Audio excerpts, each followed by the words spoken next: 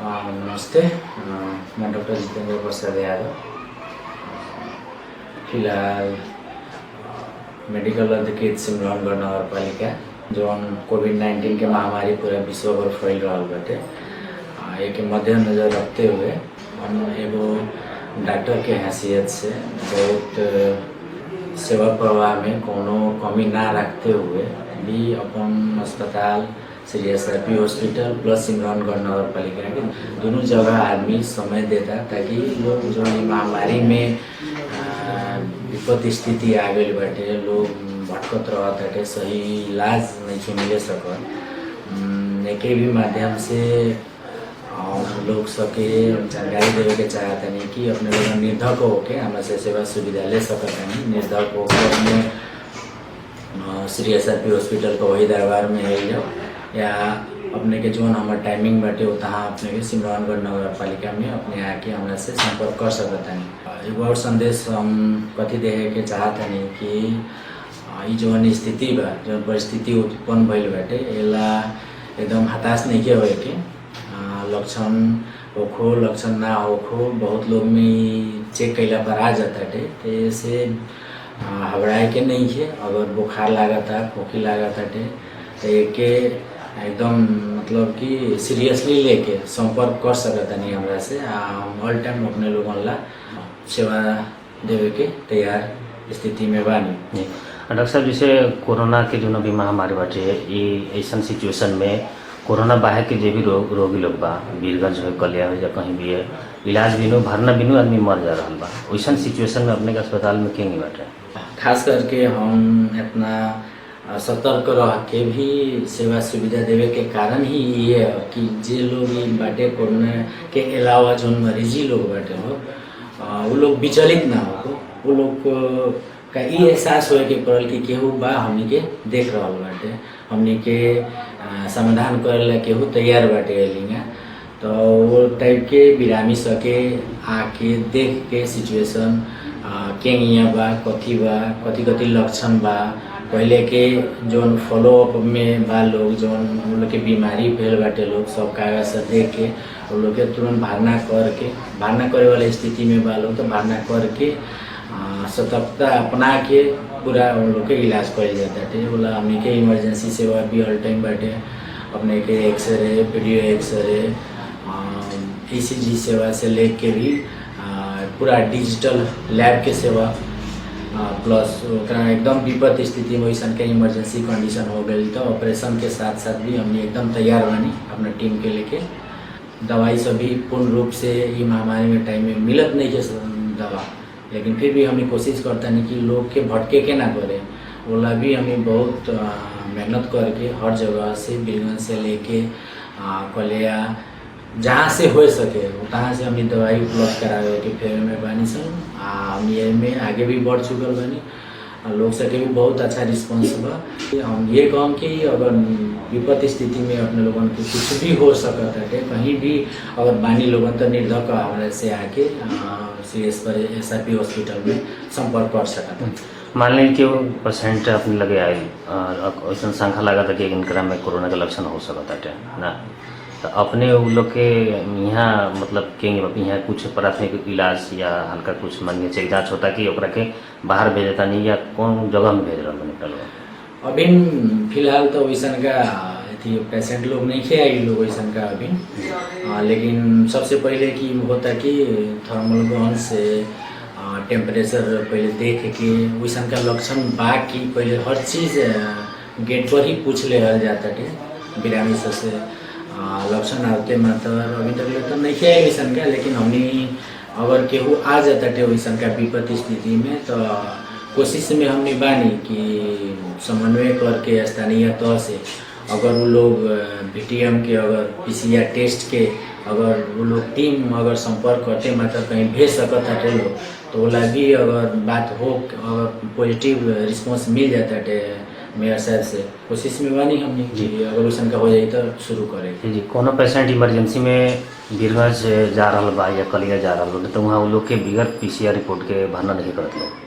यहाँ अपने लगे पेशेंट जब आ रहा बचे ओकरा मतलब कौन आधार में अपने भरना कर रहा बानी? एक तो इमरजेंसी कंडीशन बा, इमरजेंसी कंडीशन में दूगो चीज़ ध्यान देवे के पड़ला। अभी के परिस्थिति अनुसार कोरोना के भी देखे के बाद प्लस सबसे पहल का चीज़ प्राथमिकता बाटे जिंदगी के सवाल। काहे जिंदगी के सवाल ला इमरजेंसी कंडीशन ही कहल जाला कि जिंदगी बचावे के। वैसन का परिस्थिति आता है तो सबसे पहले लक्षण देखल जाता है कैसन का पेशेंट बाटे, पहले कोनो बीमारी तो नहीं है या तुरंत अपझट में कुछ हो गई वैसन का इमरजेंसी कंडीशन, तो लोग आवत आते लोग तो पूरा अपन तैयारी के साथ ड्रेस लगा के सतर्कता अपना के पहले वो लोग के चेक करल जाता है सब संपूर्ण टीम द्वारा। अगर वैसन का लागत है शंका कि हाँ ये लिया वैसन का नहीं हो सकत तो वो लोग के तो खैर बीरगंज या काठमांडू या जहाँ इच्छा होता है तो वो टाइप के काउंसलिंग करके भेज सकते थे। लेकिन जौन चीज़ हमरा से हो सकता है, जौन चीज़ जितना हमरा से हो सकता है उतना लोग के इलाज संपूर्ण तरीके से कर जाता है। जी। और ये हॉस्पिटल यहाँ अपने निर्माण के लिए बनी, विदेश से लोग जब पढ़ के आवेला MBBS डिग्री हासिल करके आवेला, जब लोग PhD हासिल करके आवेला लोग MD डिग्री हासिल करके आवेला लोग, तो लोग शहर मुखी हो जाला। लेकिन अपने की कवही दरबार में हॉस्पिटल संचालन करे के उद्देश्य का बा? दो मेन कारण है हमारा जी। पहले कारण तो एक अपने देखो में इतना बड़ा का एरिया है, इतना बड़ा का एरिया में सिस्टम तरीक़े से ज़िंदगी के गारंटी लेके, गारंटी तो केवल ना ले सकता है ज़िंदगी के, लेकिन फिर भी कोशिश करता है कि सही उपचार देवे के हिसाब से। अपने देखें यहाँ से कलिया जाए लगभग 1 घंटा लगी, अभी बॉर्डर सील बाटे बंद बाटे, बॉर्डर खुलला पर भी सही तरीके से इलाज मोतिहारी में होता है, नज़दीक में छावड़ादान होता है, लेकिन टाइम मायने रखता है। तो वो 40 मिनट के या 1 घंटा के हम पकड़ के लेके उतना देर में अगर हम अपना द्वारा अपना बुद्धि विवेक द्वारा कोशिश द्वारा आदमी के सेवा सुविधा देवे के चाहता नहीं पहले बार। आ दूसरा का चीज़ के नेताजी के नाव, नेताजी हमेशा राजनीति में रह के जनता ला कोशिश कैलन कि एगो अपन प्रभाव रखलन, हर तरीके से अपन प्रभाव रखलन, अपन नाम रोशन कैलन, एगो इज्जत मान सम्मान समाज में रखलन, उनका मिलत है इज्जत। वो चीज़ के आगे बढ़ावेला भी हम शहरी मुखी ना होके केहू तो स्टार्ट कहीं से तो करेंगे पर गाँव से।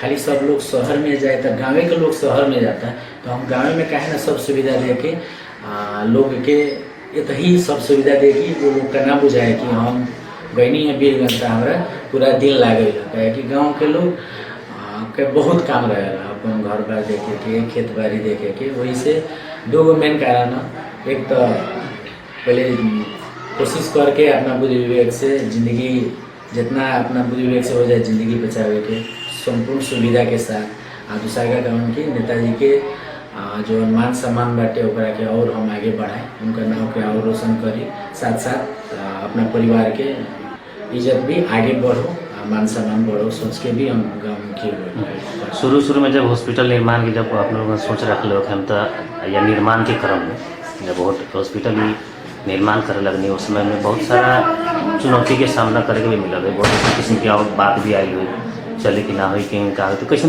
किस्म के मतलब अपने लोगों की चुनौती आई हॉस्पिटल निर्माण करने। सबसे बड़ा चुनौती रहे अपने के लोग में विश्वास रहे, लोग में अपन विश्वास जनावे के पर बोला गांव में लोग हद तक जल्दी विश्वास ना करेला लोग कि पता ना क्या नहीं हमें ठीक हो के ना हो के।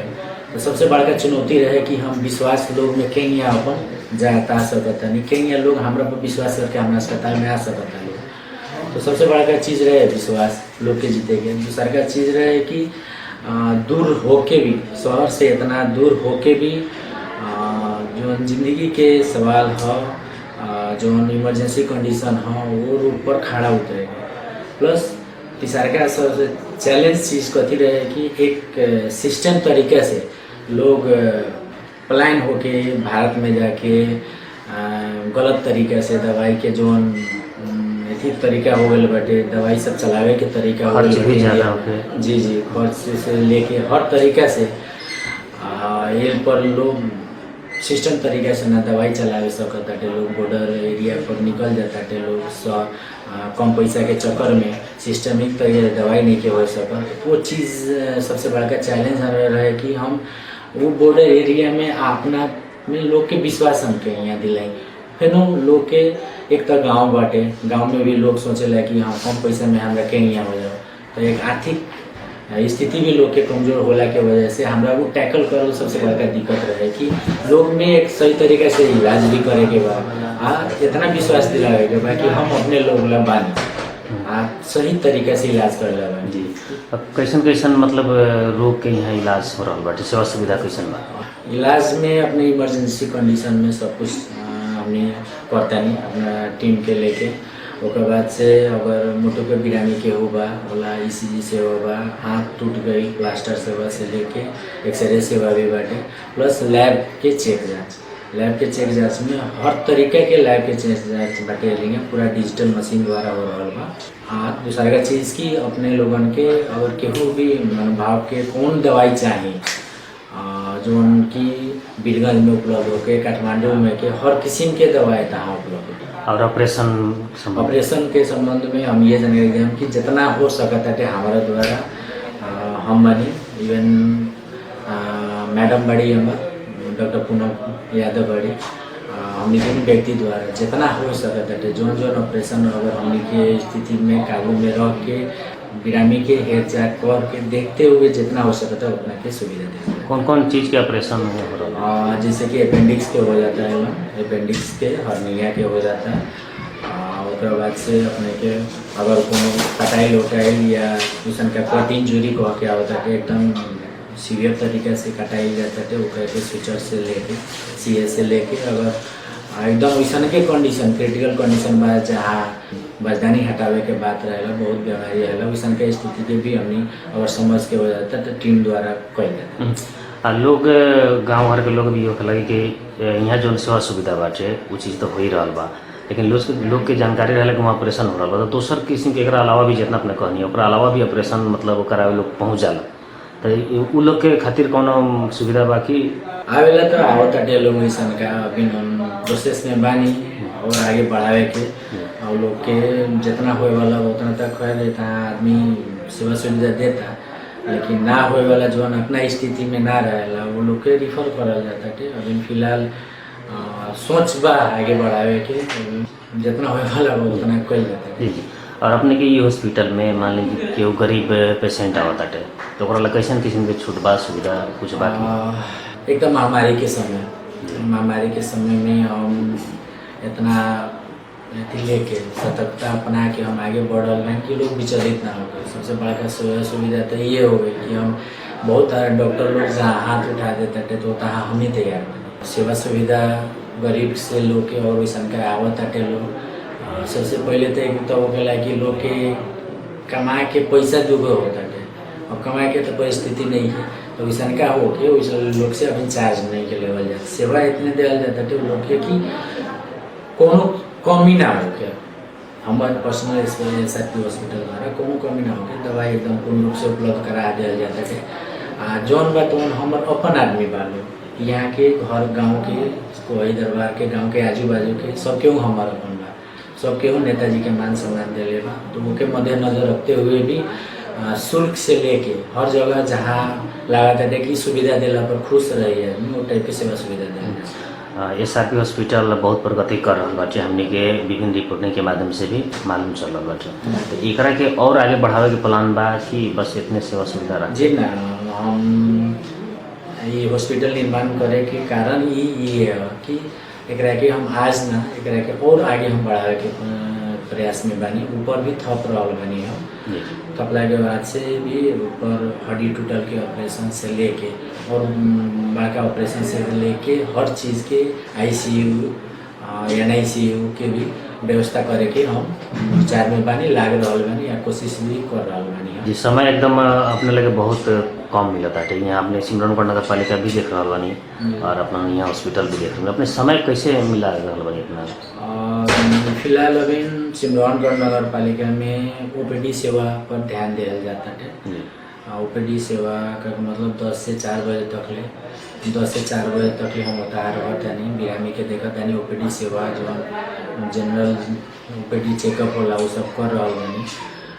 तब तक ले यहाँ डॉक्टर पूनम संभालतारी, हम तो सुबह शाम खैर ऑल टाइम इमरजेंसी लगा उपलब्ध। जी, अभी थोड़ा सा हम ये कोरोना के बात कर लिया जाओ।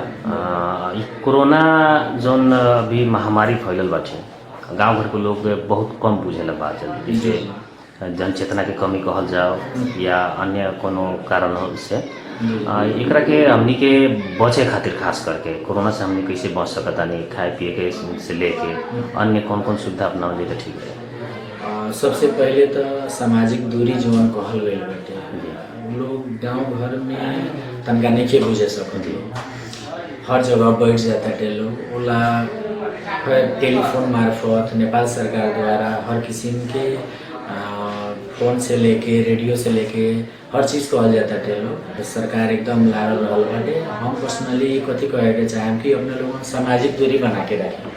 सामाजिक दूरी बना के रखला पर से भी ना है, कहीं पर भी जाता नहीं तो अपने मास्क के यूज़ करें, जो सरकार नियम लागू करता है नियम के पालना करें। गांव घर में ये समझे नहीं के सकत लोग, वो लोग ला जहाँ भी हम कोशिश हो सकत हटे, जहाँ इतना टाइम हो सकत है टाइम हम देवे के कोशिश में बानी, समझाओ नहीं जितना आदमी आवत हटे तहाँ हमारा से सेवा लेवे। उन लोग के भी हम सबसे पहले ये चीज़ समझा रहा बानी कि कोविड-19 से कहीं बचे के पड़े।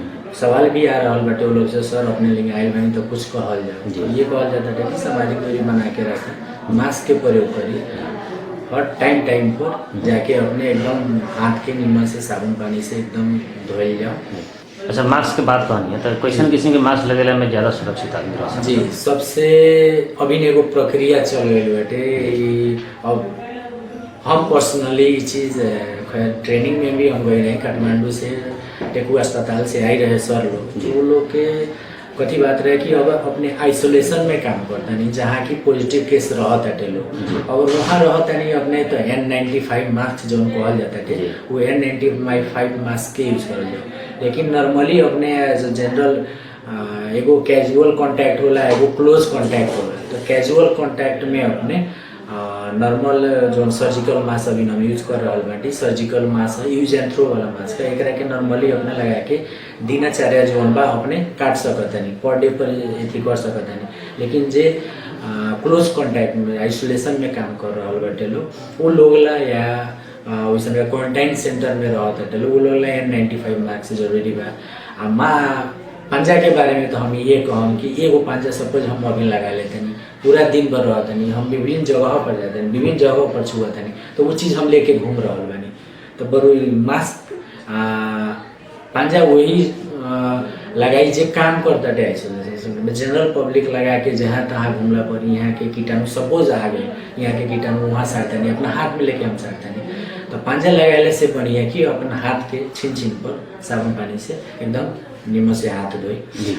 नॉर्मल ला तो ये सर्जिकल मास्क। जी जी, इम्यूनिटी पावर बढ़ावे खातिर कौन कौन चीज़ खाने से बढ़िया रहे? अभी के परिस्थिति में अभी सुबह सुबह 1 गिलास नींबू पानी, सुसुम पानी पिए के पड़ल। ओकर बाद से इम्यून सिस्टम बढ़ावेला अंडा मासू के कम से कम दिनचर्या हर दिन अंडा मासू खाए जाओ। ओकर बाद से कथी बाटे कि जितना विटामिन सी युक्त जो फल फूल है, जैसे कि अनार हो गई, केरा हो गई, ओकर बाद से अपने के अंगूर हो गई, सेब हो गई, ये कम से कम दिन में 1 से 2 पीस दिन का हर दिन खाए जाओ। सोते से पहले अगर कोशिश हो सकता है सुबह और शाम, सुबह में 1 गिलास दूध, बेसार वाला दूध, रात के सोते से पहले हल्दी वाला, जी हल्दी वाला दूध 1 गिलास पी के सुतला से भी इम्यूनिटी पावर हमने के बढ़ सकता है। प्लस दिनचर्या व्यायाम, सरकार लॉकडाउन कहता है, लेकिन सुबह सुबह अपने एकदम मास्क पहन के जो सामाजिक दूरी अपना के सुबह सुबह अगर कम से कम 1 घंटा व्यायाम करते नहीं तो ऐसे भी एकदम हमने सुरक्षित रहे में जी सबसे। दैनिक जिलाधारी करे वाला लोग के काम धंधा सब कुछ बंद बैठे, अपने कहनी जो चीज़ सब चीज़ खाए के पड़ल बाकी, और 5 महीना लगभग पुगे लागल चीज़, इनमें संभव बा सर जी सब चीज़ खा के गरीब आदमी जी मतलब ये कोरोना से फाइट कर सकता?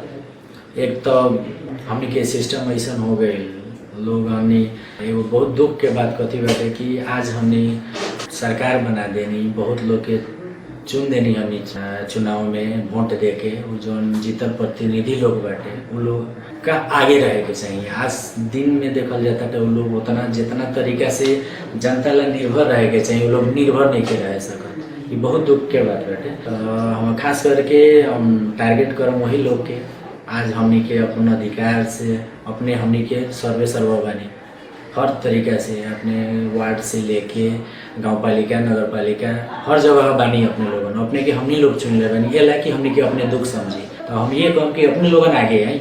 हम एज ए डॉक्टर इतना कर सकता नहीं जनता ला, तो अपने लोगन के तो जनता वोट दे के जीते ले बा, तो अपने लोगन आगे के पड़ल, अपने लोगन के आगे के पड़ल, अपने लोगन आई जाओ आगे बढ़ल जाओ। हर समाज में वैसा का बाटे जहाँ की दिन नहीं चारे जलेदारी करके जिए वाला लोग, उन लोग के अपने के पहचान बा। हम डॉक्टर एगो बानी, एगो हॉस्पिटल में काम करते हैं, लेकिन अपने लोगन जे निर्वाचित प्रतिनिधि लोग बा लोग, अपने लोगन हर गली में हर जगह पर अपने लोगन के मालूम बाटे कि कहाँ जलादारी करके खाए वाला लोग बा, वो लोग अपने आगे बढ़ी।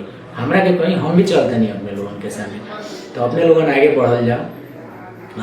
हम ये आग्रह करम कि अपने लोगन आगे बढ़ो। उन लोग के आज दुख के विपद के स्थिति आल रहे, विपद में अपने लोगन साथ दू कह के कोशिश भी हमारी ये बाटे उन लोग से कि अपने लोगन आगे बढ़ के आके उन लोग के जितना दिनचर्या के संपूर्ण सामान सब बाटे, कम से कम सरकार अपने के हर चीज़ के बजट आ रहा बाटे, कुछ बजट छुट्टिया ही वो लोग ला, ताकि आने वाला दिन में वो लोग के दिक्कत ना। जी अभी चारों तरफ मांग उठ रहा बाटे कि ये घर एक PCR टेस्ट। जी जी नगर पालिका गाँव पालिका में करोड़ों के बजट बा, एगो PCR मशीन के लगभग 1 करोड़ पड़ रहा बाटे। जी जी लेकिन अभी तक हमनी के स्थानीय सरकार लोग कोनो किस्म के ऐसा पहल नहीं कैले।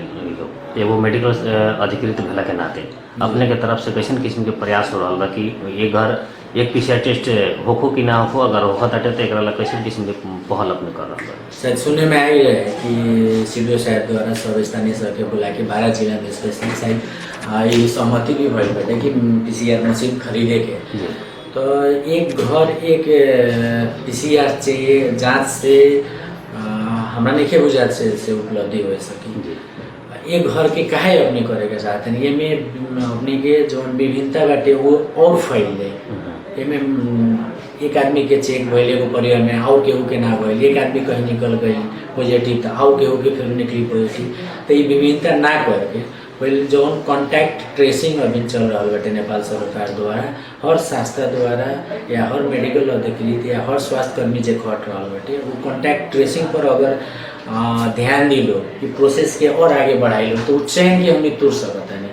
तो ना कि एक घर एक परिवार से हम खास अपन पर्सनल व्यू से संतुष्ट नहीं की। हाँ, कॉन्टैक्ट ट्रेसिंग जो आयल बाटे कॉन्सेप्ट जो आयल नेपाल सरकार ओकरा के अगर बढ़ावल जाए तो चैन के तूर के और हमनी अपना समाज के सुरक्षित रख सकते। जी जी सिमरौनगढ़ नगर पालिका में कोरोना से लड़े खातिर जी कैसन किस्म के प्रयास हो रहा बाटे?